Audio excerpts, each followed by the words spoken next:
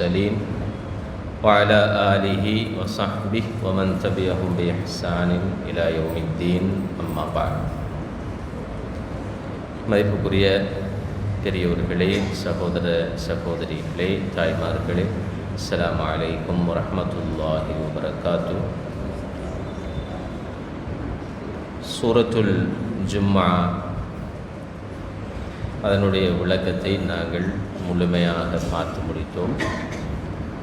11 வசனங்களை கொண்ட அந்த சூரா ரசூலுல்லாஹி ஸல்லல்லாஹு அலைஹி வஸல்லம் அவர்கள் ஜும்மாவுடைய தினம் ஓதுகின்ற ஒரு சூரா. மனிதன் எப்படி அல்லாஹ்வுக்கு கட்டுப்பட்டு வாழ வேண்டும், அதற்காக அல்லாஹ் தஆலா எவ்வாறு அவனுடைய தூதரை அனுப்பினான், அவர்கள் உலகத்திலே இறை ஞாபகம் நிலைத்திருப்பதற்காக எத்தகைய பணிகளை முன்னெடுத்தார்கள், அல்லாஹ்வுடைய அந்த தூதுகள் கொடுக்கப்படுகின்ற பொழுது அதனை சரியாக சுமக்காத மனிதர்களுடைய நிலை எப்படி இருக்கும், இந்த தூதை மக்களுக்கு எத்தி வைப்பதற்கான ஊடகமாக வெள்ளிக்கிழமை ஹுத்பாக்களை எப்படி பயன்படுத்தி கொள்ளலாம் என்பது பற்றி அல்லாஹ் தஆலா இந்த சூறாவிலே எப்படி தெளிவுபடுத்தினான் என்பதை நாங்கள் பார்த்தோம். அதிலே முக்கியமாக 2 படிப்பினைகளை நாங்கள் எடுத்தோம். ஒன்று, எங்களுடைய இந்த தூது குர்ஆனுடனான தொடர்பை நாம் எவ்வாறு பலப்படுத்தி கொள்ளலாம். இரண்டாவது, வெள்ளிக்கிழமை தினங்களை எப்படி எங்களுடைய சமூக மாற்றத்துக்கான ஊடகமாக குத்துபாக்களை பயன்படுத்தலாம், வெள்ளிக்கிழமை தினத்தை இறை ஞாபகத்துக்காக எப்படி நாங்கள் பயன்படுத்தி கொள்ள வேண்டும் என்பதை படிப்பினையாக நாங்கள் எடுத்தோம். இன்ஷா அல்லாஹ் அதனை தொடர்ந்தும் உங்களுடைய வாழ்க்கையில் நீங்கள் கடைபிடிப்பீர்கள் என்ற இந்த நம்பிக்கையோடு அடுத்த சூறாவுக்கு நாங்கள் செல்லுகின்றோம். அடுத்த சூரா சூரத்துல் முனாஃபிகூன். சூரத்துல் முனாஃபிகூன் இது ஒரு மதனி சூரா, மதீனாவிலே இறங்கிய சூரா. கிட்டத்தட்ட ஹிஜ்ரி 5ஆம் ஆண்டு அளவிலே இந்த சூரா இறங்கி இருக்க வேண்டும் என்று இமாம்கள் சொல்லுகிறார்கள். இந்த சூறாவினுடைய தொகுக்கப்பட்ட வரிசையிலே இது 63வது சூரா. ஆனால் இறங்கிய ஒழுங்கிலே இது 102வது சூரா என்பது தஃசீர் ஆசிரியர்களுடைய கருத்து.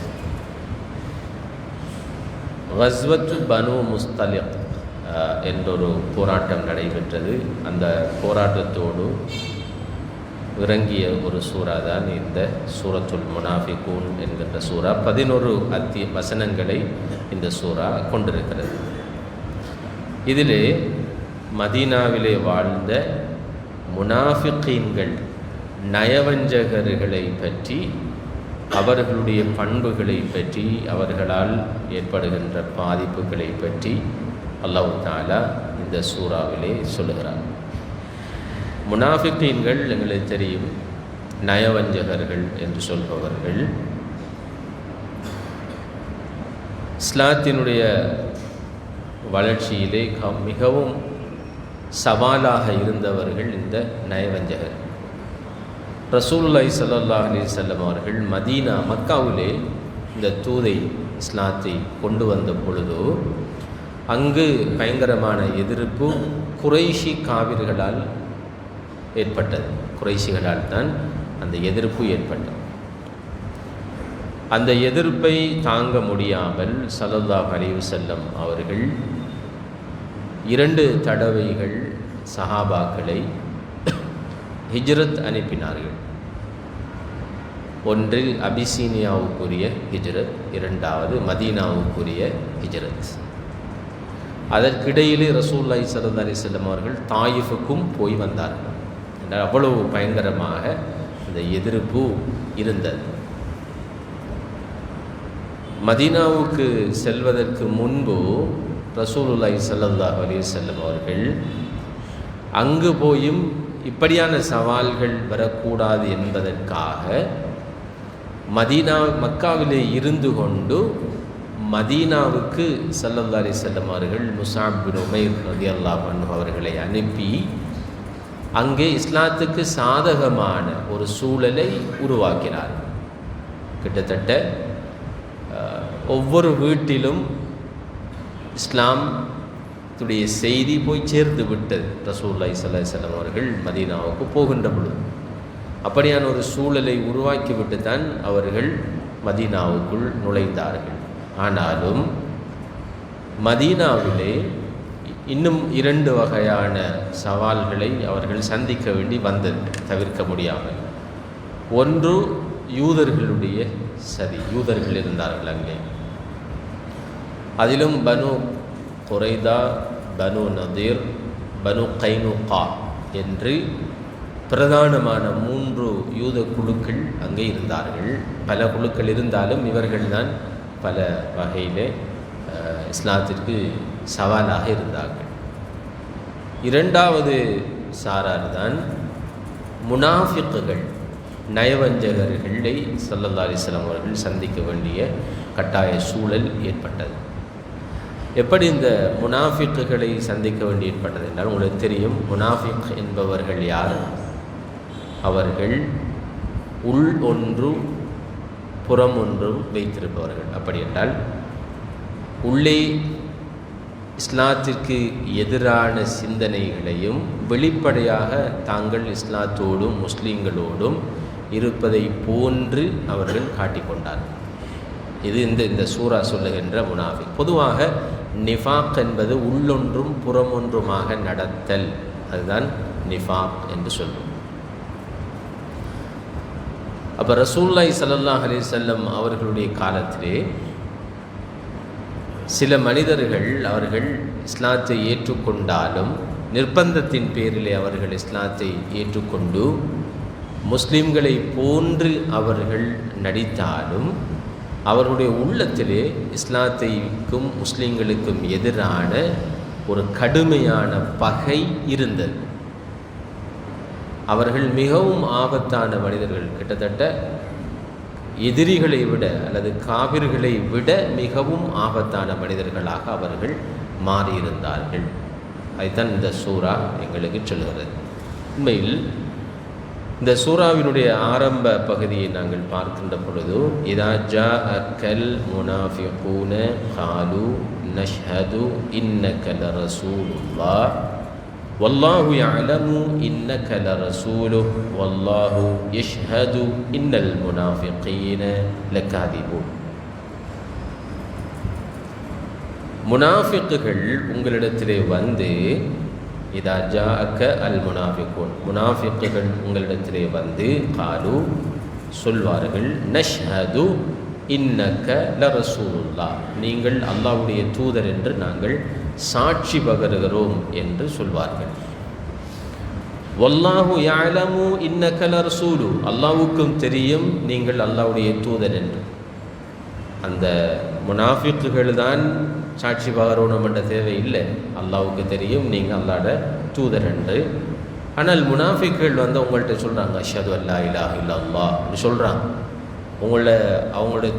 அவர்களுடைய தூதர்களை போன்று அல்லது தூதரை போன்று ஏற்றுக்கொண்டதாக அவர்கள் வந்து சொல்லுகிறார்கள்.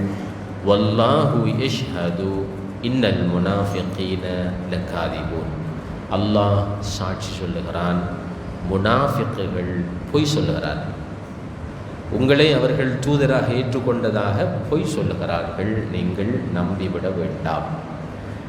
இத்தகது ஐமானஹும் ஜுன்னத்தன், அந்த பொய்க்கு அவர்கள் சத்தியம் பண்ணியும் சொல்வார்கள், சத்தியம் பண்ணியும் சொல்வார்கள். ஆனால் அந்த சத்தியங்களை அவர்கள் தங்களை பாதுகாப்பதற்குரிய கேடயங்களாக பயன்படுத்துகிறார்கள், பொய் சத்தியம் செய்கிறார்கள்.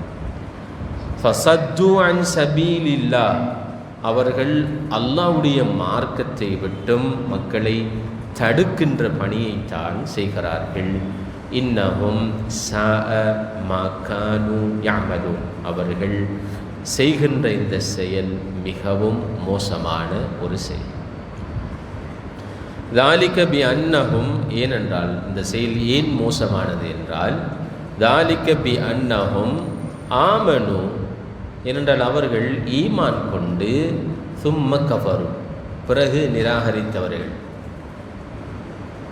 ஃபத்துபிஅ அலா குலூபிஹிம், அல்லாஹ் தஆலா அவர்களுடைய இந்த செயலின் காரணமாக அவர்களுடைய உள்ளங்களுக்கு சீல் வைத்து விட்டான்.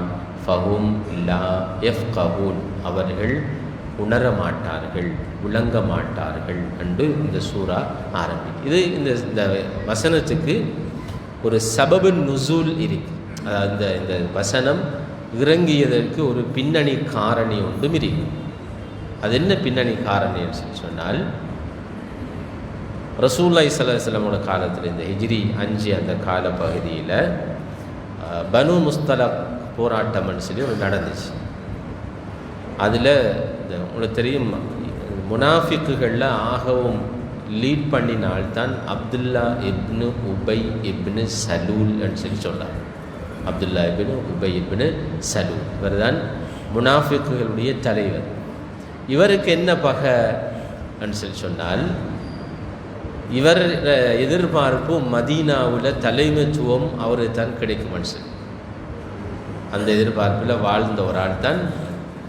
எல்லாரும் பிரச்சனையும் என்னென்றால், மக்காவிலையும் அதான் பிரச்சனை. அபு ஜஹலுக்கோ அபு லஹபுக்கோ உத்பாக்கோ ஷெய்பாக்கோ பிரச்சனை என்னென்றால் லீடர்ஷிப், கதிர பிரச்சனை. அப்போ ரசூலுல்லாஹி ஸல்லல்லாஹு அலைஹி வஸல்லம் அவர்கள் வந்தால், அவர் பிரபல்யம் அடைந்தால், அவருடைய மார்க்கத்தை மக்கள் ஏற்றுக்கொண்டால், எங்கள்கிட்ட இருக்கிற அதிகாரம் அவருக்கு போயிடும், பவர் போயிடும் என்ற பிரச்சனை. அதுதான் மக்காவிலேயும் ரசூலுல்லாஹி ஸல்லல்லாஹு அலைஹி வஸல்லம் அவர்களுக்கு மிகவும் கடுமையான அந்த சவால்கள் வருவதற்கு காரணம். ஆனால் தலைவர்கள் அந்த காரணத்தை மக்களுக்கு சொல்லலை. மக்களுக்கு சொன்னது என்னென்றால், இவர் நம்மளோட மார்க்கத்தை பொய் என்று சொல்லார், நாம் வணங்கி வந்த கடவுள்களை எல்லாம் பொய்யானவைகள்னு சொல்லி சொல்லார், நம்ம காலகாலமாக நம்பி வந்த அந்த கொள்கைகள் எல்லாம் பிழையானவை என்று சொல்லி சொல்ல. அப்படித்தான் மக்களை நடத்தினாங்க தலைவர்கள். ஆனால் தலைவர்களுடைய உள்ளத்தில் பயங்கரமான ஹசத் இருந்துச்சு, பொறாமை இருந்துச்சு. அவங்க தெளிவாகவே கேட்டாங்களே, அது நாங்கள் இருக்கிற நேரம், இந்த மக்கா மதீனாவுக்கு நாங்கள் இருக்கிற நேரம், சாதாரண ஒரு மனிதனுக்கா இந்த குர்ஆன் இறங்கணும், எங்களுக்கு இறங்கி இருக்கக்கூடாதா அப்படின்னு சொல்லி அவங்க ஆதங்கத்தை ஒரு தரம் வெளிப்படுத்தியும் போட்டான்.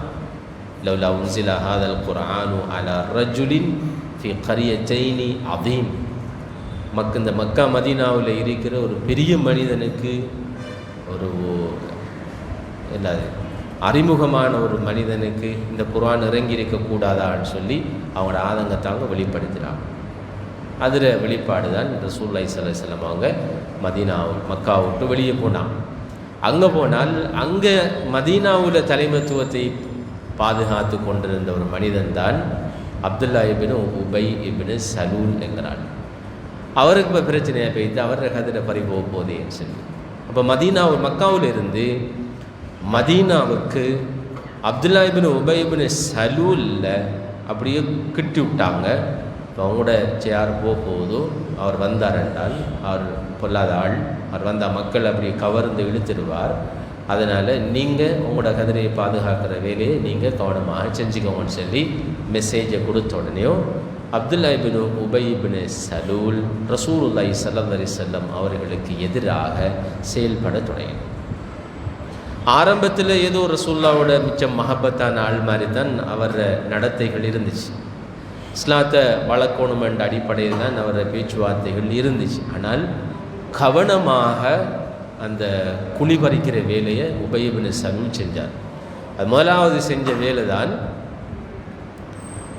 உஹது யுத்த சந்தர்ப்பத்தில் ரசூலுல்லாஹி ஸல்லல்லாஹு அலைஹி வஸல்லம் அவர்கள் 1000 சஹாபாக்களை கூட்டிகிட்டு போனாங்க உஹதுக்கு.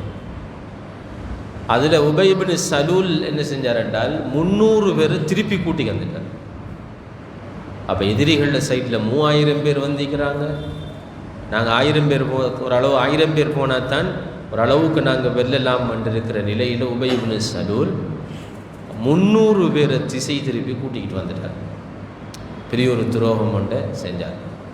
அப்போ 700 பேரிட போய்த்தான் ரசூலுல்லாஹி ஸல்லல்லாஹு அலைஹி வஸல்லம் உஹதை எதிர்கொள்ள வேண்டிய ஒரு தேவை உண்டு வந்து சேர்ந்துச்சு. அப்படி மிச்சம் சந்தர்ப்பம் பார்த்து ரசூலுல்லாஹி ஸல்லல்லாஹு அலைஹி வஸல்லம் அவங்கள கழுத்தறுக்கிற வேலையை உபய் இப்னு சலூல் செஞ்சார்.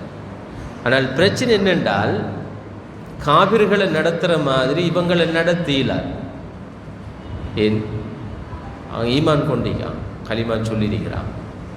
அப்போ அதனால் காபிர்களை நடத்துகிற மாதிரி நடத்த இயலாது. மிக கவனமாகத்தான் இந்த முனாஃபிக்குகளை ஹேண்டில் பண்ணணும். ஏன்னா உள்ளுக்கு இருக்கிறார்கள்.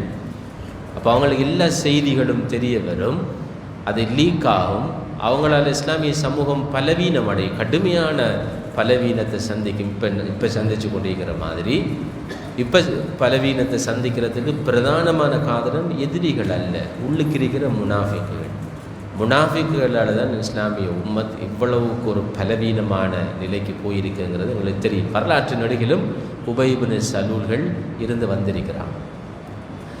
இப்போ உபய் இப்னு சலூல் இந்த பனு முஸ்தலக் போராட்டத்தில் அவர் இருக்கிற சந்தர்ப்பத்தில்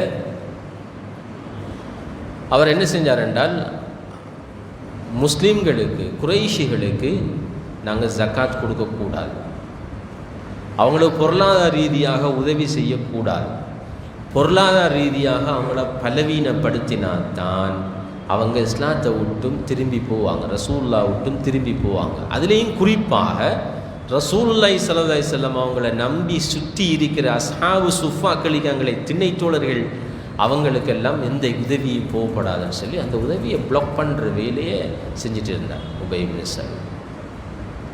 அது மட்டும் இல்லாமல் அவர் அங்கே அந்த போராட்டத்தில் இருக்கிற நேரம் ஒரு வசனத்தை விட்டார், நாங்கள் மக்காவுக்கு மதீனாவுக்கு திரும்பி போனால் லனுஹ்ரிஜன்னல் அஅஸ்ஸு மின்ஹல் அதல், மதீனாவில் இருக்கின்ற கண்ணியமான நாங்கள் இழிவான அந்த முஸ்லீம்களை மதீனாவை விட்டும் வெளியேற்றுவோம் என்று சொல்லி ஒரு சபதம் ஒன்று விட்டார் உபய் இப்னு சலூல். அப்போ அந்த செய்தியை ஸெய்த் இப்னுல் அர்கம் ரலியல்லாஹு அன்ஹு சஹாபி அவரை காதில் விழுந்துட்டு, அப்போ அவர் ரசூலுல்லாஹி ஸல்லல்லாஹு அலைஹி வஸல்லம் அவர்கள்ட்ட வந்து சொன்னார், யார் ரசூலுல்லாஹ், இப்படி ஒரு திட்டம் உண்டு, முனாஃபிக்குகள் திட்டுறாங்க, எங்கே மதீனாவை விட்டும் முஸ்லீம்களை வெளியேற்றணும். அதுக்கு அவங்க பாவித்த சொல் என்னென்றால் முஸ்லீம்கள் அதல் இழிவானவர்கள், அவர்கள் தான் அஸ் உயர்ந்தவர்கள் அப்படின்னு சொல்லி இப்படி ஒரு பிளான் ஒன்று நடக்குது அப்படின்னு சொல்லி சொன்னாங்க. அப்போ தான் மதீனா முஸ்லீம்கள் இல்லாட்டி தானே மதீனா வீக் ஆயிடும். இன்றைக்கு உங்களுக்கு தெரியும், இஸ்ரேலுக்கு அச்சுறுத்தல் இல்லாத காசா கொண்டரணும். அப்படி கொண்டு வர வேண்டுமாக இருந்தால் அங்கிருக்கின்ற போராட்ட குழுக்கள் முழுவதும் நிராயுதபாணி ஆக்கப்பட வேண்டும். அதற்காக அவங்க நேரடியாக எல்லா வேலையும் செஞ்சு பார்த்தாங்க, அது ஒர்க்காக இல்லை. இப்போ அதுக்கு பயன்படுத்துகின்ற துருப்பு என்னென்றால் எங்கடா முனாஃபிக்குகளை பயன்படு 2 வகையில் அவர்கள் பயன்படுத்துகிறார்கள். ஒன்று, அதுக்குள்ளேயே சிறு சிறு ஆயுத குழுக்களில் அப்படி உருவாக்கி போராட்ட குழுக்கு எதிராக செயல்படுத்துறது, அங்கே போகிற உணவுப் பொருட்களை கொள்ளையடிக்கிறது, அல்லது அதை எடுத்து விற்கிறது, கடும் விலைக்கு அவங்க விற்கிறது, இப்படி அநியாயங்களை செய்கிற வேலையை அவர்கள் செய்கிறார்கள். ஒன்று. 2வது, உங்களுக்கு தெரியும், கடந்த வாரம் ஒரு அறிக்கை அரபு முஸ்லீம் நாடுகளுடைய, குறிப்பாக அரபு நாடுகளுடைய தலைவர்களுடைய ஒரு அறிக்கை ஒன்று வந்தது உங்களுக்கு தெரியும். அதாவது அங்கு காசாவிலே இருக்கின்ற போராட்ட குழுக்கள் அனைத்தும் தங்களுடைய ஆயுதங்களை கீழே வைத்துவிட்டு அவர்கள் காசாவை விட்டு வெளியேற வேண்டும். அப்படி வெளியேறினால் சவுதியும் பிரான்ஸும் சேர்ந்து காசாவை ஆட்சி செய்யும், காசா நிலப்பரப்பை ஆட்சி செய்யும். இப்படியெல்லாம் இந்த நயவஞ்சகத்தனமான முடிவுகளை எடுத்து முஸ்லீம் சமூகத்தை பலவீனப்படுத்துகிற பணி காலாகாலம் நடந்து வந்திருக்கிறது. அன்புக்குரிய சகோதரர்களே, இந்த வேலையை தான் உபய் இப்னு சலூல் அந்த நேரம் செஞ்சார். இது ஸெய்த் இப்னு அர்கம் ரலியல்லாஹு அன்ஹு காதில் உளுந்தோடனே இதில் செய்தி கடும் பாரதூரமான ஒரு செய்தி. எனவே ரசூலுல்லாஹ்ட்ட வந்து சொன்னோடனே ரசூலுல்லாஹி ஸல்லல்லாஹு அலைஹி வஸல்லம் அப்துல்லா இப்னு உபை இப்னு சலூலை கூப்பிட்டு அனுப்பினார். இப்படி ஒரு செய்தி கேள்விப்பட்டேன், நீங்கள் எங்களை மதீனா விட்டு வெளியேற்றுறதுக்குரிய திட்டம் கொண்டு போடுறீங்களான்னு சொல்லி, உண்மையான்னு சொல்லி கேட்டார். அவன் என்ன சொல்லியிருப்பார்? உபை இப்னு சலூல் இந்த சூரா சொல்கிற மாதிரி சத்தியம் பண்ணி அல்லாஹ்வின் மீது ஆணையாக நாங்கள் அப்படி வெளியேற்றுவோம் உங்களை நீங்கள் எங்கள்கிட்ட ரசூல் இல்லவா அப்படின்னு சொல்லி சத்தியம் பண்ணி சொன்னான். அப்படி சொன்னோன்னே ரசூலுல்லாஹி ஸல்லல்லாஹு அலைஹி வஸல்லம் அதை நம்பிட்டான். உபை இப்னு சலூல் சொன்னதை நம்பிட்டான். அதை நம்பின உடனேயே இவர் ஸைத் இப்னு அர்கம் ரலியல்லாஹு அன்ஹு அவங்களுக்கு மனசில் ஒரு கவலை வந்துட்டு, ரசூலுல்லாஹி ஸல்லல்லாஹு அலைஹி வஸல்லம் என்ன பொய்யனாக்கிட்டாங்களே, அல்லது அவரை நம்பிட்டார், அவரை நம்பின அடுத்த கருத்து என்ன, நான் பொய்யனாயிட்டேன் என்ற கவலையோடு இருக்கிற நேரம்தான் அல்லாஹ் தஆலா இந்த சூறாவை இறக்கி உபை இப்னு சலூல் தான் பொய்யனே தவிர இந்த ஸைத் இப்னு அர்கம் ரலியல்லாஹு அன்ஹு அவர்கள் பொய் சொல்லவில்லை என்று அல்லாஹ் தஆலா ஸைத் இப்னு அர்கம் ரலியல்லாஹு அன்ஹு அவர்களை உண்மைப்படுத்தியும் முனாஃபிக்குகளை பொய்ப்படுத்தியும் இறக்கின வசனங்கள் தான் இந்த வசனம். அன்புக்குரிய சகோதரர்களே, இந்த நிஃபாக், இந்த நயவஞ்சகம் என்கிறது 2 வகைப்படும். ஒன்று நிஃபாக் இஅ்திகாதி என்று சொல்வார். நிஃபாக் இஅ்திகாதி, நம்பிக்கை சார்ந்த நிஃபாக், நயவஞ்சகத்தன். அதாவது முஸ்லிம் மாதிரி நடிப்பார், ஆனால் இஸ்லாத்துக்கும் முஸ்லிம்களுக்கும் எதிராக உள்ளத்திலே பகைமை பாராட்டுவார். இஸ்லாத்தினுடைய எழுச்சியை அவர் விரும்ப மாட்டார், வீழ்ச்சியை கண்டு மகிழ்ச்சி அடைவார். முஸ்லீம்கள் இஸ்லாமும் முஸ்லீம்களும் கண்ணியமாக இருப்பதை அவரால் சகிக்க முடியாமல் இருக்கும். முஸ்லிம்களோடு அவருக்கு எந்த விதமான நெருக்கமான உறவுகளும் இருக்க மாட்டார். அவருடைய மிக நெருங்கிய நண்பர்கள் எல்லாம் முஸ்லீம் அல்லாதவர்களாகத்தான் இருப்பார்கள். தன்னுடைய அந்தரங்க ரகசியங்களை கூட சொல்லக்கூடிய நண்பர்களாக முஸ்லீம் அல்லாதவர்கள் இருப்பார்கள். இத்தகையவர்களை சொல்ல நிஃபாக் இஅ்திகாதி என்று சொல்லி நம்பிக்கை சார்ந்த நிஃபாக். இன்னொன்றிற்கு நிஃபாக் ஹுலுகி, பண்பு சார்ந்த நிஃபாக். பண்பு சார்ந்த நிஃபாக், அந்த பண்பு சார்ந்த நிஃபாக் என்றால் நயவஞ்சகரத்தனமான சில பண்புகள் ஒரு ஆள்கிட்ட இருக்கு. ரசூலுல்லாஹி ஸல்லல்லாஹு அலைஹி வஸல்லம் அவர்கள் சில பண்புகள் எங்களுக்கு சொல்லி தந்திக்கிறாங்கண்ணே. ஆயத்துல் முனாஃபிகி ஸலாத், மோமினுடைய ஒரு முனாஃபிக்குடைய அடையாளங்கள் 3. ஒன்று, இதா ஹத்தஸ கத, பேசினா போய் சொல்லுவான். வைதா வஅத அஹ்லஃப், வாக்களித்தால் மாறு செய்தான். வைதா துமின கான், நம்பி ஏதாவது ஒப்படைக்கப்பட்டால் அந்த நம்பிக்கைக்கு மோசடி செய்வான். இன்னும் ஒரு ஹதீஸில் வரும், வைதா ஹாசம ஃபஜர், தர்க்கித்தால் ஊத்த பேச்சாலே ஏசுவார். தர்க்கிச்சுட்டு போகிற நேரம் அவர் மோசமான வார்த்தைகளை பிரயோகிப்பார்.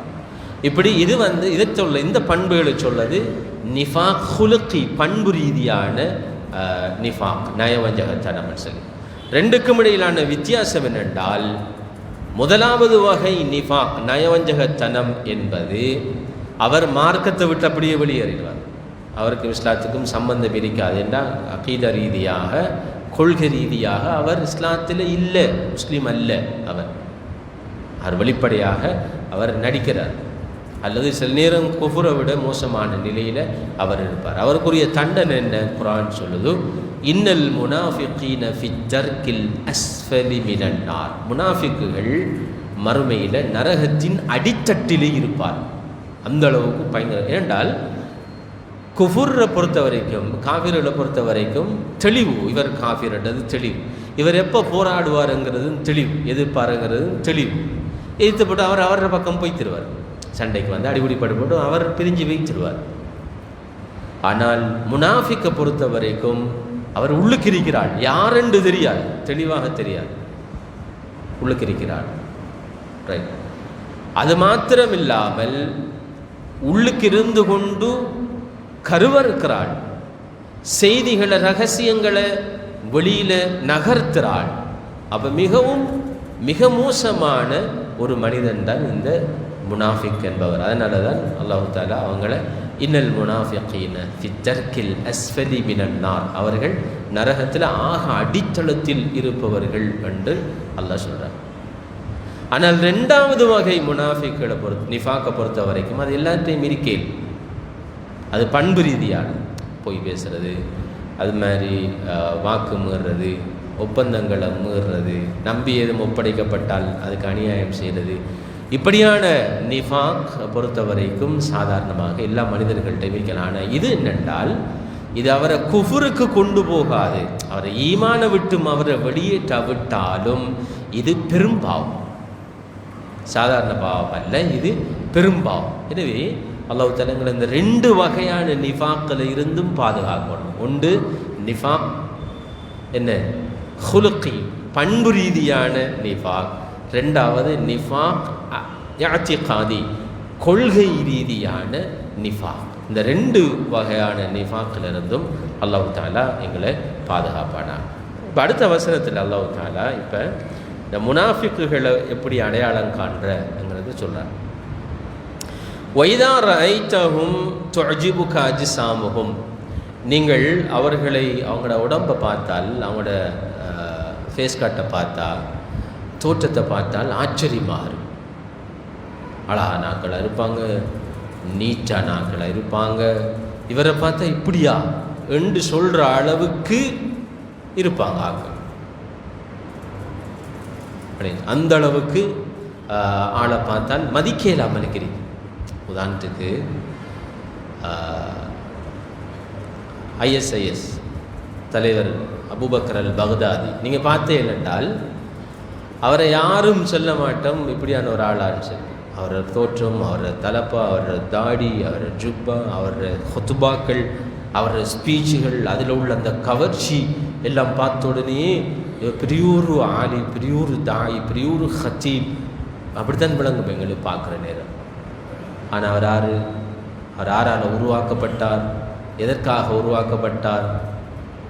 வைதா ரஐதஹும் துஅஜிபுக அஜ்சாம், அவங்கள பார்த்தால் அவங்களோட உடல், அவங்களுடைய தோற்றம் ஆச்சரியமாக கவர்ச்சியாக பார்க்குறேன்.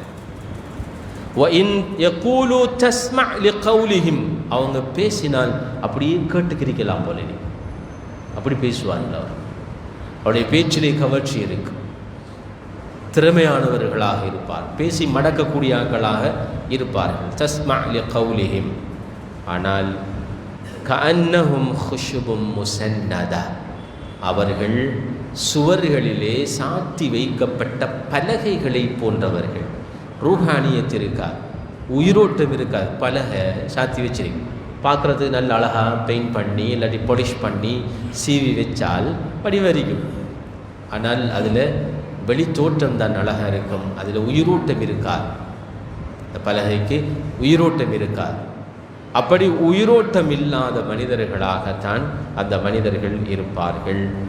யஹ்சபூன குல்ல ஸைஹத்தின் அலைஹிம், அவர்களோடு உள்ளார்ந்த பயம் இருக்கும். இரண்டு அவங்களுக்கு தான் தெரியும் அவங்க ஆறுண்டு.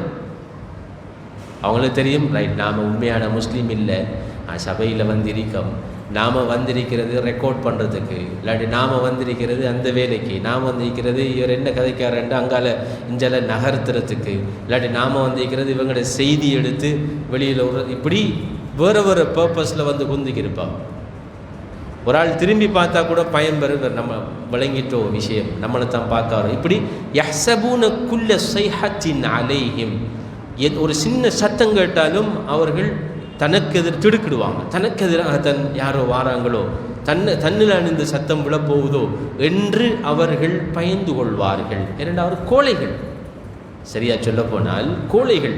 காஃபிர் பொறுத்த வரைக்கும் அவனு துணிச்சலானவன் சொல்லலாம், டிரெக்டாக நேருக்கு நேராக அவன் ஃபைட் பண்ணுறான். ஆனால் முனாஃபிக்குகளை பொறுத்த வரைக்கும் கோழைகள். அப்போ அந்த கோழைகளுடைய உள்ளத்தில் இந்த பய உணர்வையும் இருக்கும். யஹ்சபூன குல்ல ஸைஹத்தின் அலைஹிம், அவர்கள் எப்பொழுதும் இந்த சத்தம் கேட்டால் பயப்படுவார்கள். ஹுமுல் அதுவு ஃபஹ்தர்ஹும், நபியே இவர்கள்தான் உண்மையான எதிரிகள், எச்சரிக்கையாக நாம் எச்சரிக்கையாக இருக்க வேண்டியவர்களில் இந்த ஆக்கள் மிகவும் கவனமான ஆக்களாக இருப்பாங்க. நீங்கள் பாருங்க, சில சமயங்களில் முஸ்லீம் நாடுகள் அல்லது அரபு நாடுகள் அல்லது அப்படியான நாடுகளில் ஸ்டேட்மெண்ட்டில் பார்க்கக்கூட கிட்டத்தட்ட காசா மக்களுடைய நிலைமையை பார்த்தோன்னே எங்களோட உள்ளம் வெடிக்குது, கண்கள் கண்ணீர் செஞ்சுது, இன்னும் போகணும் போல இருக்கு, அப்படி தான் சொல்லுவோம். அவ்வளோ பேருக்கும் உள்ளால் தொடர்கிறீ. நீங்கள் உண்மைக்குண்மையாக அப்படி கவலை விட்டலாக்களாக இருந்தால் என்ன செய்யலாம்? உங்களோட வியாபாரத்தை நிறுத்தலாம், அவங்களோட உடன்படிக்கைகளை நிறுத்தலாம், விமான போக்குவரத்தை ஸ்டாப் பண்ணலாம், எங்களோட வழியால் என்னது கப்பல்களை கொண்டு போயிடலான்னு சொல்லி தடுக்கலாம். எவ்வளோ பேர் இன்றைக்கி செய்கிறது? 200 கோடி மக்கள் இருந்துக்கிட்டு சும்மா நாங்கள் நீலி கண்ணீர் வடிக்கிறேன், இது முனாஃபிக்தனமே இல்லையே? இது பச்சை முனாஃபிக்தனம். இத்தகைய முனாஃபிக்குகள் தான் இஸ்லாத்துடைய எதிரிகள். ஃபஹ்தர்ஹும், எச்சரிக்கையாக இருங்கள் இவர்களுடைய விடயத்தில்.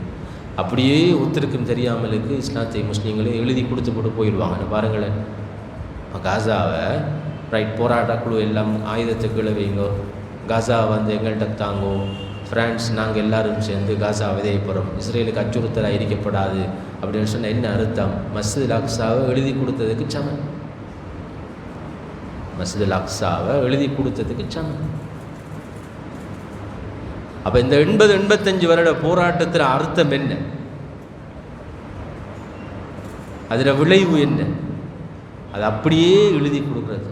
சுல்தான் அப்துல் ஹமீத் 1924ஆம் ஆண்டு பாருங்கள், அவங்களோட ஈமானம் பாருங்கள். துருக்கி உஸ்மானிய சாம்ராஜ்யம் கடைசி ஹலீஃபா, அவர்கிட்ட போய் இவங்க யூதர்கள் போய் விலை பேசுகிறாங்க, உங்களுக்கு என்ன தேவை? நீங்கள் ஸ்மூத்தாக இதில் இருந்து இருக்கணுமாக இருந்தால், தொடர்ந்தும் இந்த கதிரையில் அதிகாரத்தில் நீங்கள் இருக்கணுமாக இருந்தால், நீங்கள் பலஸ்தீன் எங்களுக்கு எழுதித்தாங்கன்னு சொல்லி கேட்டார். அவர் சரி, பலஸ்தீன் எந்த சொத்து இல்லை, இது அல்லாட சொத்து. பலஸ்தீன் என்னுடைய இது இல்லை, எந்த பூமியை நான் எழுதி தரல, அல்லாவுடைய புனித பூமியை எழுதி தரத்துக்கு நான் யார்? நீங்கள் என்ன தூக்கில் போட்டாலும் நான் செய்ய மாட்டேன், இதில் எழுத மாட்டேன்னு சொல்லி. அந்த மனிதர்களுக்கும் இப்போ இருக்கின்ற மனிதர்களுக்கு எவ்வளோ வித்தியாசம் யோசிச்சு பாருங்க. அதான் நல்லா சொல்ல, ஃபஹ்தர்ஹும், நீங்கள் எச்சரிக்கையாக இருக்கணும். சில நேரம் அவங்களோட தோற்றத்தை பார்த்து, அவங்களோட சில நேரம் செயல்பாடுகளை பார்த்து, ரைட், ஒரு நாளைக்கு காசாவுக்கு தேவையான கண்டெய்னர்ஸ் 500 கண்டெய்னர்ஸ் போனால் தான் ஒரு அளவுக்கு அந்த ஆட்களுக்கு போதுமாறு. 500 கண்டெய்னர்ஸ் போகணும். போன கிழமை மொத்தம் போன சவுதி அரேபியாவோட மொத்த கண்டெய்னர்ஸில் எண்ணிக்கை 6 கண்டெய்னர்ஸ் அணி போட்டு முழு மீடியாவும் மாஷா அல்லாஹ் சவுதி அரேபியா பாருங்கள், எங்களோட தலைவர்கள் காசாவுக்கு இப்போ அப்படி அனுப்பியிருக்காங்க, ஜோர்தான் வானத்தில் கொண்டாந்து போடுறார். எவ்வளோ கேவலம்! எகிப்துக்கு வழி இருக்கு ரஃபா, அதனால் அனுப்பலாம். 10,000க்கு மேற்பட்ட கண்டெய்னர்ஸ் காத்துக்கிறீங்க, அதை திறக்கல. ஜோர்டானுக்கு வழி இருக்கு, அதால் போகல, என்னையும் வானத்தில் கொண்டாந்து போடுறாங்க. இப்போ யாருக்கிட்ட நடிக்காங்க யோசிச்சு பாருங்க. அப்போ இத்தகைய முனாஃபிக்குகள், நயவஞ்சகர்கள், இவர்களை நயவஞ்சகர்கள் சொல்கிறதுக்கு நாங்கள் பயப்பட வேண்டிய அவசியம் இல்லை. இரண்டால் ஹுமுல் அது, குர்ஆன் சொல்ல ஹுமுல் அது ஃபஹ்தருஹும், இவர்கள்தான் எதிரிகள், நீங்கள் இவர்கள் விடயத்தில் எச்சரிக்கையாக இருங்கள். இவருடைய விடயத்தில் எச்சரிக்கையாக இருங்கள். அன்புக்குரிய சகோதரர்களே, இந்த வசனம் மிகவும் கவனமான. காத்தலகுமுல்லாஹ், அல்லாஹ் அவர்களை அவனுடைய அருளை விட்டும் தூரமாக்குவானாக. காத்தலகுமுல்லாஹ், அல்லாஹ் அவர்களுடைய அருளை விட்டும் தூரமாக்குவானாக. அன்னா யுஃபகூன், அவர்கள் எங்கிருந்த பொழுதிலும் சரி. அல்லது இன்னொரு மொழிபெயர்ப்பு இருக்கிறால், இவர்களுக்கு நேர்வழி கிடைத்ததற்கு பிறகும், எனவே இஸ்லாத்தை ஏற்றுக்கொண்டார்கள் தானே, நேர்வழி கிடைத்ததற்கு பிறகும் எப்படி இவர்களால் அந்த நேரான வழியை விட்டு செல்ல, விலகி செல்ல முடிகிறது? எனவே அவர்களுக்கு அல்லாஹ்வுடைய அருள் கிடைக்காமல் போகட்டும் என்று அல்லாஹ் தஆலா இந்த இடத்துல அந்த மக்களை சபிக்கிறார். அடுத்த வசனம், வைதா கீல லஹும் தஆலு யஸ்தக்ஃபிர் லக்கும் ரசூலுல்லாஹ், அவர்களிடத்திலே வாங்கோ, நீங்கள் தவறு செஞ்சிட்டீங்க, ரசூலுல்லாஹி ஸல்லல்லாஹு அலைஹி வஸல்லம் உங்களுக்கு மன்னிப்பு தருவார், நீங்கள் வாங்க, அல்லாஹ் இடத்துல அவர் உங்களுக்காக மன்னிப்பு கேட்பார், நீங்கள் வாங்கன்னு சொல்லி சொன்னால் லவ்வவ் ரூஸஹும், அவர்கள் தங்களுடைய தலையை அடுத்த பக்கம் திருப்பி கொண்டு செல்வார்கள். வரஐதஹும் யசுத்தூன வஹும் முஸ்தக்பிரூன், மக்களை மார்க்கத்தை விட்டும் தடுத்தவர்களாக, பெருமை அளித்தவர்களாக அவர்கள் செல்வார்கள். அவர்கள்ட்ட பெருமை, இந்த பண்பு அவர்கள்ட்ட பெருமை. அப்போ அல்லாஹ் தஆலா சொல்றான், சவாஉன் அலைஹிம் அஸ்தக்ஃபர்த லஹும் அம் தஸ்தக்ஃபிர் லஹும் லன் யக்ஃபிர் அல்லாஹு லஹும். நபியே, நீங்கள் உங்களோட மனசுக்கு, உங்களோட நல்ல பண்புக்கு நீங்கள் அவர்களுக்காக இஸ்திக்ஃபார் செய்ய தொடங்குறீங்க. ஆனால் நீங்கள் இஸ்திக்ஃபார் செய்தாலும் இஸ்திக்ஃபார் செய்யாமல் விட்டாலும் அல்லாஹ் இந்த துரோகிகளுடைய பாவங்களை மன்னிக்கப் போவதில்லை.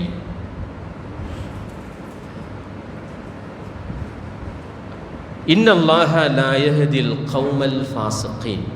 அல்லாஹ் தஆலா அநியாயக்கார சமூகத்தினுடைய நேர்வழி காட்ட மாட்டார். அப்போ என்ன அல்லாஹ் தஆலா ஏன் இந்த அளவு தூரம் அவர்களோட கோவப்பட்டான் என்றால், ஒரு சுயநலத்துக்காக அவங்களோட கதிரையை தக்க வைத்தல், உபய் இப்னு சலூலுடைய கதிரையை தக்க வைத்தல், அல்லது முனாஃபிக்குகளுடைய கதிரையை தக்க வைப்பதற்காக எந்த அளவு தூரம் முஸ்லீம்களை காட்டி கொடுத்துட்டு முஸ்லீம் அல்லாதவர்களோட நெருக்கமான உறவை பேணுகிறார்கள் பாருங்க. இவர்கள் நயவஞ்சகர்களா இல்லையா? இவர்கள் அநியாயக்காரர்களா இல்லையா?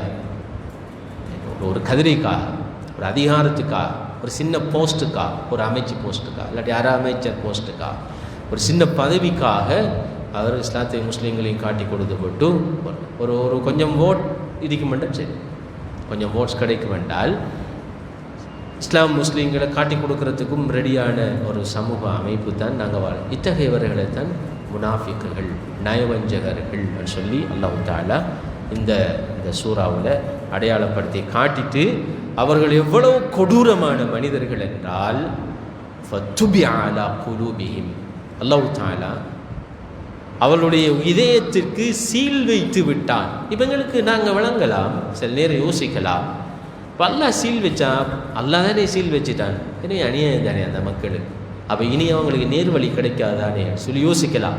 அப்படி ஒரு யோசனை வரலாம். அப்படி இல்லை, அல்லாஹ்வுக்கு தெரியும் இனி இந்த உள்ளம் நேர்வழியை உள்வாங்க மாட்டாது. அந்த அளவு தூரம் கொடூரமான உள்ளம் கொண்ட மனிதர்கள் இவர்கள். அல்லாஹ்வுக்கு தெரியும். அல்லாஹ்வுடைய அந்த அறிவு, அவனுடைய அறிவு எங்கட அறிவு தான் இறந்த காலம் பற்றிய அறிவு. அல்லாஹ்வோட அறிவு அனைத்து காலங்களையும் பற்றிய அறிவினால அல்லாஹ் தஆலா நன்கு அறிந்து கொண்டார்.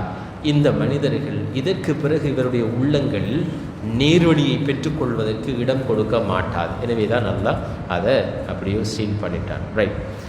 ஹுமுல்லதீன யகூலூன லா துன்ஃபிகு அலா மன் இன்த ரசூலில்லாஹி, அவர்கள் தான் சொல்லுகிறார்கள், ரசூலுல்லாஹி ஸல்லல்லாஹு அலைஹி வஸல்லம் அவர்களோடு இருப்பவர்களுக்கு நீங்கள் செலவழிக்க வேண்டாம், சதகா ஜகாத் ஒன்றும் கொடுக்க வேண்டாம். ஹத்தா யன்ஃபது, கொடுக்காட்டி தான் நாங்கள் என்ன செய்வாங்க, பசி எழும்பும். பசி எழும்பினா அவங்க விட்டு விடுவாங்க. பாருங்கள், எப்பயும் இந்த வேலை நடந்து தானே. குறைஷிகள் மக்காவில் ரசூலுல்லாஹி செஞ்சாங்க. ஷியாப் அபி தாலிப் என்ற பள்ளத்தாக்கில் கொண்டு போட்டு 3 வருஷம் பட்டினி போட்டான். ஆனால் இந்த மார்க்கம் என்ன செய்யல் சால், இந்த மார்க்கம் சால். மதீனாவில் இந்த முனாஃபிக்கள் இப்படி ஒரு திட்டத்தை கொண்டாந்தாங்க. எப்படி? லா துன்ஃபிகு அலா மன் இன்த ரசூலில்லாஹ், ரசூலுல்லாஹ்வோட இருக்கிறாக்களுக்கு யாரும் ஒன்றும் கொடுக்கணும், அவங்களுக்கு செலவழிக்கணும், அவங்க பசியோடு இருக்கட்டும். அப்போ தான் ஹத்தா யன்ஃபது, அவரை விட்டும் அவங்க போவாங்க, பிரிஞ்சு போவாங்கன்னு சொல்லி. அப்பையும் இந்த மார்க்கம் என்ன செய்யுது? இன்றைக்கு நீங்கள் பாருங்கள், 20 லட்சம் மக்கள் அப்படியும் பசிக்க போட்டு போர்டரில் முஸ்லீம் நாடுகள் இருந்தும் கூட அந்த நாடுகளை எதுவுமே செய்யாமலுக்கு ஆக்கியும் கூட இந்த மக்கள் என்ன செய்யலை, அவங்க தளரலை. அப்போ தளராமலுக்கு அல்லாஹ் தஆலா இந்த மார்க்கத்தை என்ன செய்வான், பாதுகாப்பான். சதிகள் நடக்கும், முனாஃபிக்கள் எதிரிகளோடு சேர்ந்து இப்படியான சதிகளை செய்வார்கள். ஆனால் இந்த மார்க்கம் நிலைத்திருக்கும். அதுக்கு அந்த நன்மாராயணத்தை நாங்கள் எடுத்துக்கொள்ளணும் இந்த வசனத்தில். அப்போ அல்லாஹ் தஆலா சொல்கிறான், வலில்லாஹி ஹஸாயினுஸ் ஸமாவாதி வல் அர்த், வானங்கள் பூமியிலுடைய ஹசானா அல்லாஹ்வுக்கு சொந்தமாக இருக்கின்ற நிலையில் இவங்களுக்கு செலவழிக்காமல் கூட்டு இவங்க ஓடுவாங்களா? ஓட மாட்டான். அப்போ அல்லாஹ்வுடைய வாக்குறுதி ரைட். இவங்க வசிக்க போட்டாலும் அல்லாஹ் தஆலா என்ன செய்வான்? அவனுடைய ஹசானா பெரியது. அல்லாஹ் தஆலா அவனுடைய உதவியை செய்வான். நீங்கள் யோசிச்சு பாருங்க, இன்றைக்கு நேற்றில் இந்த காசா மக்களை பசிக்க போட்டது அந்நரம் சொல்கிற அதுக்கு திறந்த வெளி சிறைச்சாலைன்னு சொல்லி சொல்கிறோம். இப்படி தான் லிமிட்டட், பெட்ரோல் லிமிட்டட், சாப்பாடு லிமிட்டட், லாரிஸ் எல்லாம் லிமிட்டடாக தான் போனால் அந்த மக்கள் கஷ்டப்படுறாங்க. ஒரு தரம் கடுமையாக இறுக்கி விட்டாங்க. ரஃபா போர்டர் மூடி, அது மாதிரி ஜோர்டான் போர்டர் மூடி, எல்லா பக்கத்தரையும் மூடிட்டான். அப்போ பெட்ரோலும் இல்லை. அப்போ அவங்க என்ன செஞ்சாங்கன்னு சொல்லி சொன்னால், இந்த பொரிச்ச எண்ணெய் தானே, பொரிச்ச எண்ணெயை பைக்கு கூடி ஓடிச்சான் பைக். அந்த எண்ணெய் இந்த வாசம் அதை ஓடக்குள்ள வாகனங்களில் புகையில் வர வாசம் கடும் மோசமான வாசம். அதை கண்டு இஸ்ரேல் ஃபோர்ஸஸ் ஓடிட்டாள். இந்த வாசத்தை தாங்க இல்லாமல் ஒரு நாளும் இல்லாத மாதிரி அல்லாஹ் தஆலா அந்த காசா பரப்பில், கடல் பரப்பை தெரியும் உங்களுக்கு, அதில் மீன்களை அல்லாஹ் தஆலா வர வச்சார். இப்போயும் மீன்களுடைய அந்த மீன் பிடிக்காங்க ஆக்கள், மீன் பிடிக்கிற ஆக்களையும் டார்கெட் பண்ணுற அளவுக்கு நிலைமை மோசமாக இருக்கிறது. அல்லாஹ் தஆலா அந்த மக்களுக்கு விடுவை கொடுக்கணும். ஆனால் வலில்லாஹில் ஹஸாயினுஸ் ஸமாவாதி வல் அர்த், இவர்கள் எப்படியான தடைகளை செய்தாலும் வானங்கள் பூமியினுடைய ஹஸானா அல்லாஹ்வுக்கு சொந்தமான. அல்லாஹ் தஆலா அவன் நாடியவர்களுக்கு ரிஸ்க் அளிக்கக்கூடியவனாக இருக்கிறான். வலாக்கின்னல் முனாஃபிகூன லா யஃப்கஹூன், ஆனால் இந்த முனாஃபிக்குகளுக்கு இது தெரியாது. அல்லாஹ்வுடைய ஹஸானா வானங்கள் பூமி நிறைந்தது என்ற அந்த செய்தி முனாஃபிக்குகளுக்கு புரியாது, தெரியாது என்று அல்லாஹ் சொல்லலை. லா யஅலமூன்னு சொல்லு, லா யஃப்கஹூன், அதனுடைய ஆழ அகலம் அவர்களுக்கு தெரியாது. அல்லாஹ் ரிஸ்க் தருவான் என்று தெரியும் அவங்களுக்கு, ஆனால் அதனுடைய ஆழ அகலம் எப்படி ரிஸ்க் தருவான் அல்லாஹ்? நாம் நினைக்கும் கண்டெய்னரில் போய் சாப்பாடு கொடுத்தா தான் சாப்பாடு சரி இல்லை. அல்லாஹ் தஆலா சில நேரம் அங்கே குடிக்கிற தண்ணீர்லேயே அதுக்கு தேவையான மினரல்ஸை கொடுக்கலாம். ரைட், சாப்பிடாமல் குடிக்காமல் இருக்கக்கூடிய உடல் பலத்தை அந்த மக்களுக்கு கொடுத்திருக்கலாம். சில நேரம் காற்று சுவாசிக்கிற காற்றில் அந்த உடம்புக்கு தேவையான மினரல்ஸ்கள் இருக்கலாம். ரைட், அல்லாஹ் ரஸாக், அதன் சொல்லான் அல்லாஹ் ஹஸாயின், அதில் அவன் ஹஸானாவை பொறுத்த வரைக்கும் அவனுக்கு சொந்தமானது. முனாஃபிக்குகளுக்கு அதனுடைய ஆழ அகலங்கள் தெரிய வாய்ப்பில்லை. யகூலூன லஇன் ரஜஅனா இலல் மதீனத்தி லயுக்ரிஜன்ன அல்-அஅஸ்ஸு மின்ஹல் அதல், அவங்க சொல்கிறாங்க, நாங்கள் இந்த போராட்டம் முடிஞ்சு மதீனாவுக்கு போனால் நாங்கள் மதீனாவில் இருக்கிற இந்த கேவலம் கட்ட முஸ்லீம்களை வெளியேற்ற வேண்டும் என்று சொல்கிறார்கள். வலில்லாஹில் இஸ்ஸத்து வலிரசூலிஹி வலில்முஃமினீன் வலாக்கின்னல் முனாஃபிகீன லா யஅலமூன். இஸ்ஸத் என்பது, கண்ணியம் என்பது அல்லாஹ்வுக்கும், வலில்லாஹி இஸ்ஸா வலிரசூலி, அவருடைய தூதருக்கும், வலில் முஃமினீன் மூமின்களுக்கும் தான் இருக்கின்றன. வலாக்கின்னல் முனாஃபிகீன லா யஅலமூன், ஆனால் முனாஃபிகீன்கள் அதை அறிய மாட்டார். உண்மையான இஸ்ஸத், உண்மையான கண்ணியம் என்பது அல்லாஹ்வுக்கும் ரசூலுக்கும் மூமின்களுக்கும் உரியது. ஆனால் இந்த கண்ணியத்தை இப்போ நாங்கள் இழந்துட்டோம், அது வேறு சப்ஜெக்ட். ரைட், அந்த கண்ணியத்தை எதனால் இழந்தோம்னு சொல்லி நாங்கள் இன்ஷா அல்லாஹ் டீட்டெயிலாக பார்ப்போம். ஆனால் உண்மையிலேயே கண்ணியத்துக்குரியவர்கள் யார் என்றால் பாருங்கள், அந்த ஓர்டர் அல்லாஹ் சொல்ல, லில்லாஹி ஒலி ரசூலிஹி ஒலில் முஃமினீன், அல்லாஹ்வுக்கும் ரசூலுக்கும் மூமின்களுக்கும் தான் இந்த உலகத்திலே கண்ணியம் இருக்கின்றது. ஆனால் முனாஃபிக்குகளுக்கு அது தெரியாது. இன்ஷா அல்லாஹ் நாங்கள் வார கிளாஸில் சந்தர்ப்பம் இதை பார்ப்போம். சொல்லிட்டு அல்லாஹ் தஆலா இந்த சூறாவை முடிக்கிற நேரம் மூமின்களுக்கு இப்படி ஒரு உபதேசத்தை செய்கிறார். இந்த உபதேசத்தை நீங்கள் கடைப்பிடிக்காவிட்டால் நீங்களும் முனாஃபிக் ஆகிவிடுவீர்கள். நிஃபாக் என்கின்ற அந்த பண்பு உங்களுடைய உள்ளத்தையும் குடிகொண்டு விடும்.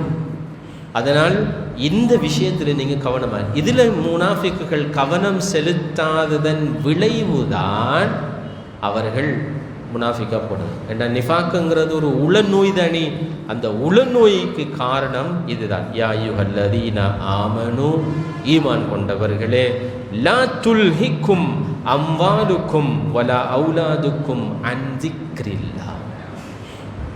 மூமின்களே, உங்களுடைய செல்வங்களும் உங்களுடைய பிள்ளைகளும் அல்லாஹ்வை திக்ர் செய்வதை விட்டும் அல்லாஹ்வை இறை ஞாபகத்தை விட்டும் உங்களை பராக்காக்கி விட வேண்டாம்.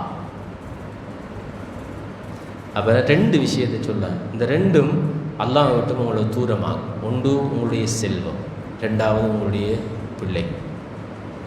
இதை நான் விளங்கப்படுத்த வேண்டிய அவசியம் இல்லை. நம்மள்ட்ட எல்லாத்தையும் போதுமான அளவுக்கு அல்லாஹ் செல்வத்தையும் தந்திருக்கிறான், எங்கள்கிட்ட பிள்ளையும் தந்திருக்கிறான். அந்த 2ஆலையும் நாங்கள் அல்லாஹ்வை நெருங்குறோமா, அல்லாஹ்விட்ட தூரமாக இருக்கிறோமா அல்லது மிடில் இருக்கிறோமாங்கிறது அவருக்கு தான் தெரியும். எங்களுடைய செல்வம் எந்த அளவு தூரம் அல்லாஹ்வை விட்டும் எங்களை தூரமாக்கிது, எங்களோட பிள்ளை ஊட்டியல் அல்லாஹ்வை விட்டும் எந்தளவு தூரம் எங்களை தூரமாக்கி இருக்கிறாங்கங்கிறத நாங்கள் தான் விளங்கி. ஏனென்றால் இந்த 2ம் சோதனை பொருட்கள். நம்ம அம்பாலுக்கும் அவுலாதுக்கும் ஃபித்னா, இந்த உங்களுடைய செல்வங்களும் உங்களுடைய பிள்ளைகளும் உங்களுக்கு சோதனை பொருட்கள். அப்போ இந்த சோதனை பொருட்கள் என்ன செய்யும்? அல்லாஹ் விட்டு மறுமையை விட்டு எங்களை பராக்காக்கிற வேலையை இந்த 2ம் தாராளமாக செய்வார்கள். அது என்னென்ன வடிவங்களில் செய்வார்கள்ங்கிறத நாங்கள் விளக்கமாக இன்ஷா அல்லாஹ் பார்ப்போம். وَمَنْ يَفْعَلْ ذَلِكَ فَأُولَئِكَ هُمُ الْخَاسِرُونَ. யார் இந்த 2க்கு பின்னாலும் செல்லுகிறார்களோ, இறை ஞாபகத்தை விட்டுவிட்டும் இறைவனை விட்டுவிட்டும் இந்த செல்வத்துக்கு பின்னாலும் பிள்ளைகளுக்கு பின்னாலும் யார் செல்லுகிறார்களோ فَأُولَئِكَ هُمُ الْخَاسِرُونَ. அவர்கள்தான் நஷ்டவாளிகள். فَأَنْفِقُوا مِمَّا رَزَقْنَاكُمْ مِنْ قَبْلِ أَنْ يَأْتِيَ أَحَدَكُمُ الْمَوْتُ. உங்களில் ஒருவருக்கு மரணம் வருவதற்கு முன்பு நாங்கள் உங்களுக்கு தந்தவற்றில் இருந்து செலவழியுங்கள். செல்வத்தை குமிச்சு வைக்கொண்டா, செல்வத்தை பிள்ளைகள் முடிஞ்சோடனே பேரப்பிள்ளை முடிஞ்ச அடுத்த பிள்ளைக்குன்னு சொல்லி சேர்த்து வைக்கொண்டா. நீங்கள் அவங்களோட தேவை முடிஞ்சால் என்ன செய்யுங்க, நீங்கள் செலவழிங்க. وَأَنْفِقُوا مِمَّا رَزَقْنَاكُمْ مِنْ قَبْلِ أَنْ يَأْتِيَ أَحَدَكُمُ الْمَوْتُ فَيَقُولَ رَبِّي. அப்படி நீங்கள் செலவழிக்காமலுக்கு விட்டு மரண தருவாயில் லௌலா அஹர்தனி இலா அஜலின் கரீப், மரண தருவாயில் இறைவா எனக்கு சொற்ப நேரம் எனக்கு தா, இந்த அஜலை கொஞ்சம் நீ பிற்போடு, فَأَصَّدَّقَ وَأَكُنْ مِنَ الصَّالِحِينَ, நான் என்னுடைய செல்வம் எல்லாவற்றையும் சதகா செய்துவிட்டு சாலிஹான மனிதனாக வந்து சேருகிறேன் என்று நீங்கள் சொல்லுவீர்கள். وَلَنْ يُؤَخِّرَ اللَّهُ نَفْسًا إِذَا جَاءَ أَجَلُهَا. எந்த ஒரு ஆத்மாவுக்கும் அதனுடைய அஜல் வந்துவிட்டால், அஜல் என்ன? ஒவ்வொன்றுக்கும் உரிய கால அவகாசம். அல்லாஹ் ஒவ்வொருவருக்கும் ஒவ்வொரு அஜலை கொடுத்துக்கிறான். நான் இவ்வளவு காலம் வாழ்வேன், இவ்வளவு ஆக்சிஜனை சுவாசிப்பேன், இவ்வளவு ரிஸ்கை நான் சாப்பிடுவேன் என்று அல்லாஹ் எழுதி வச்சிருக்கான். அதான் அஜல்ங்கிறது. அந்த அஜல் வந்துவிட்டால் அஜலுஹா, அல்லாஹ் தாலா அஜல் வந்துவிட்டால் ஒரு மனிதனுடைய அதனை கொஞ்சம் கூட அவன் பிற்படுத்த மாட்டான், ஒரு செகண்ட் கூட பிற்படுத்த மாட்டான். வல்லாஹு ஹபீருன் பிமா தஅமலூன், நீங்கள் செய்பவற்றை அல்லாஹ் நன்கு அறிந்தவனாக இருக்கிறான் சொல்லி அல்லாஹ் தஆலா எங்களுக்கு அழகான ஒரு நசிஹத். இது எங்களோட ஆன்மாவை ஈரலிப்பாக வச்சிருக்கு. இறை ஞாபகம், அல்லாஹ்வுடனான அந்த தொடர்பு. நாங்கள் பார்த்தோமே, அல்லாஹ்வுடனான அந்த தொடர்பு உங்களோட உள்ளத்தை ஆன்மீக பக்குவத்தில் வச்சுக்கிறீங்க. அந்த ஆன்மீகம் ஈரலிப்பாக இல்லைன்றால், உங்களோட உள்ளம் ஆன்மீக ரீதியாக பக்குவப்படலைன்றால், இறை தொடர்போடு இல்லைன்றால், இந்த உள நோய்கள், நிஃபாக் போன்ற உள நோய்கள் சிம்பிளாக என்ன செய்யும், உள்ளுக்கு போயிடும். சிம்பிளாக உள்ளுக்கு போயிடும். ஒரு மனிதனுக்கு பண ஆசை பிடிச்சா லேசாக உழைக்கலாம். எப்படி லேசாக உழைக்கலாம் என்றால், இன்றைக்கு எத்தனை பேர் கோடீஸ்வரர்களாக இருக்கிறா காட்டி கொடுக்கறதுல, சமூகத்தை காட்டி கொடுத்து சமூகத்தில் உள்ள மெசேஜ்களை அங்கலஞ்சலோடு இந்த நிஃபாக்தனமான வேலை, முனாஃபிக்தனமான வேலை பார்த்தால் சில நேரம் வசதியோடு நிற்கலாம். 2 பணக்காரர்களுக்கு இடையில் முனாஃபிக்தனமான வேலை பார்த்தால் அவருக்கு ஒரு முகம் இவருக்கு ஒரு முகம் காட்டினாலும் வசதியாக இருக்கலாம். சில நேரம் செல்வாக்காக இருக்கலாம். இந்த எண்ணம் எல்லாம் எப்போ வரும் என்றால் எங்களோட ஆன்மா வறுமைப்பட்டிருக்கிற நேரம், வறட்சி அடைஞ்சிருக்கிற நேரம் தான் இது வரும். அப்போ அல்லாஹ் தஆலா சொல்கிறார், உங்களோட ஆன்மீக வறட்சிக்கு 2 முக்கியமான விஷயங்கள் இருக்கும். ஒன்று உங்களோட செல்வம், 2வது உங்களோட பிள்ளை. அந்த 2ம் உங்களை சில வேளைகளில் அல்லாஹ்வை விட்டும் தூரமாக்கும். டைம் இல்லை, அது என்னென்ன வடிவத்தில் தூரமாக்கும்னு சொல்லியும், அதே நேரம் அதுக்கு முந்தின அந்த வசனங்கள் எப்படி நாங்கள் வழங்குறதுங்கிற சம்பந்தமாகவும் இன்ஷா அல்லாஹ் நாங்கள் அடுத்த கிளாஸில் நாங்கள் பார்ப்போம். எனவே இந்த சூரா மொத்தமாக முனாஃபிக்குகளை பற்றியும் அவர்களுடைய பண்புகளை பற்றியும் எந்தளவு தூரம் அவர்கள் இஸ்லாத்துக்கு சிம்ம சொப்பனமாக இருந்தார்கள், ஒரு சேலஞ்சாக இருந்திருக்கிறார்கள் என்பதை பற்றியும் சொல்லுது. கிட்டத்தட்ட 13 சந்தர்ப்பங்களில் அல்லாஹ் தஆலா இந்த முனாஃபிக்குகளை பற்றி குர்ஆனில் பேசுகிறான். அதில் கூடுதலாக சூரத்துல் பக்கராவில் பேசுகிறான். இதில் தான் தனியே ஒரு சூரத்துல் முனாஃபிகூன் சொல்லி. அப்போ ரசூலுல்லாஹி ஸல்லல்லாஹு அலைஹி வஸல்லம் இந்த 2 சூறாக்களையும் வெள்ளிக்கிழமை ஓதினான். ஒன்று சூரத்துல் ஜும்ஆ, அது மூமீன்களை பற்றி இறை தொடர்புகளை பற்றி பேசுகிற சூறா. இது அப்போ நீங்கள் இஞ்சலை வாங்க, இந்த பக்கம் கவர்ந்து நீங்கள் ஆக்கிக் கொள்ளுங்கன்ற ஒரு அழைப்பும். 2வது சூரத்துல் முனாஃபிகூன், இஞ்சால பெய்த்திரா நயவஞ்சகர்களாக நீங்கள் மாற. இது போல நாங்கள் குஃப்ருக்கு போக மாட்டோம், காபிரா போக மாட்டோம். ஆனால் இதுக்கு வாய்ப்பு இருக்கா இல்லையா? நிஃபாக்குக்கு வாய்ப்பு இருக்கு. எனவே நீங்கள் முனாஃபிக்குகளாக மாறிவிடாதீர்கள், அதுவும் பாரதூரமான ஒரு குற்றம் என்பதை காட்டுவதற்காக ஸல்லல்லாஹு அலைஹி வஸல்லம் ஒவ்வொரு வெள்ளிக்கிழமையும் இந்த சூறாக்களை ஓதி வந்திருக்கிறார்கள். அவருடைய தொழுகை, ஜும்மா தொழுகையில் ஸல்லல்லாஹு அலைஹி வஸல்லம் அவர்கள் ஓதி வந்திருக்கிறார்கள். எனவே அன்புக்குரிய சகோதரர்களே, நிஃபாக் 2 வகையான அந்த நிஃபாக்கில் இருந்தும் நாங்கள் அல்லாஹ் இடத்துல பாதுகாப்பு தேடணும். அல்லாஹும்ம இன்னி அஊது பிக்க மினல் ஹம்மி வல் ஹஸன் வஅஊது பிக்க மினல் அஜ்ஸி வல் கஸல் வஅஊது பிக்க மினல் ஜுப்னி வல் புக்ல் வஅஊது பிக்க மின் கலபத்தி தைனி வ கஹ்ரி ரிஜால். இந்த துவா ரசூலுல்லாஹ் ஒவ்வொரு நாளும் கேட்குற துவா. அது மாதிரி ஒவ்வொரு நாளும் கேட்குற இன்னொரு துவா தான் அல்லாஹும்ம இன்னி அஊது பிக்க மினன் நிஃபாக். நிஃபாக்கிலிருந்து, நயவஞ்சகத்தனத்திலிருந்து யா அல்லாஹ் என்னை நீ பாதுகாப்பாயாக என்ற துவா நாங்கள் அல்லா இடத்துல எந்த சந்தர்ப்பத்திலையும் நாங்கள் அதை கேட்கணும். எல்லா இடத்துல உண்டு. 2வது பண்பு ரீதியான நிஃபாக், பேசினா பொய் சொல், வாக்களித்தா மாறு செய்தது, அது மாதிரி நம்பி ஒரு பொருளை ஒப்படைத்தால் அதுக்கு துரோகம் செய்கிறது, அப்படியான முனாஃபிக் தனங்களில் இருந்தும். அதே போல் சில சந்தர்ப்பங்கள் அல்லாஹ் பாதுகாக்கணும். இஸ்லாத்தை பற்றிய, முஸ்லீம்களை பற்றிய தகவல்களை பரிமாறிக்கொள்கிற அளவுக்கு வரக்கூடிய நிலையை விட்டும் அல்லாஹ் தஆலா எங்களை பாதுகாப்பானாக. அந்த நிலை எங்கள் சமூகத்தில் இல்லைன்னு சொல்லத்துக்கும் இல்லை. இஸ்லாத்தை, முஸ்லீம்களை பலவீனப்படுத்தக்கூடிய தகவல்களை வெளியிடங்களிலே பகிரக்கூடிய நிலைமைகளும் இல்லைன்னு சொல்லத்துக்கு இல்லை. அல்லாஹ் தஆலா இந்த எல்லா நிலைமைகளிலிருந்தும் எங்களை பாதுகாப்பானாக. வாஹிரு தஅவானா அல்ஹம்துலில்லாஹி ரப்பில் ஆலமீன். அஸ்ஸலாமு அலைக்கும் வரஹ்மத்துல்லாஹி வபரகாத்துஹு. சுப்ஹானக்கல்லாஹு வபிஹம்திக், அஷ்ஹது அன் லா இலாஹா இல்லா அன்த அஸ்தக்ஃபிருக்க.